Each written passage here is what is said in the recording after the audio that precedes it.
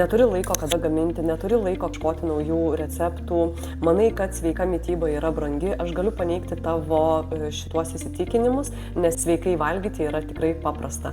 Tiesiog turėk mėsos, žuvies, ją dėk į orkaitę, apibarstyk mėgstamais prieskoniais ir šalia uždėk mėgstamas daržoves ir viską gali dėti ant kepimo popieriaus, į foliją, į kepimo maišelį ir troškink kep orkaitę. Nelaiko, užtruks ilgai, bus skanu ir sveikatai palanku. Dirbdama individualiai su pacientais pastebiu, kad jų suvartojamas baltymų kiekis yra arba per didelis, arba per mažas.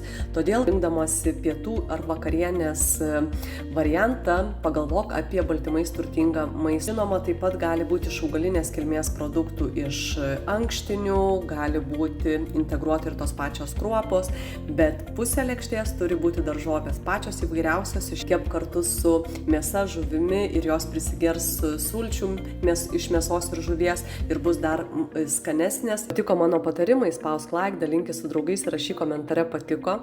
Nori valgyti subalansuotai, įsigyk naujausią mano sukurtą mitybos planą su apskaičiuotom kalorijoms ir 3 arba 5 valgymams tikslų baltymų, riebalų ir angliavandenių kiekį reikalingą žmogui ir valgyk subalansuotai bei sveikai, išlaikyk normalų kūno svorį ir būk sveikas.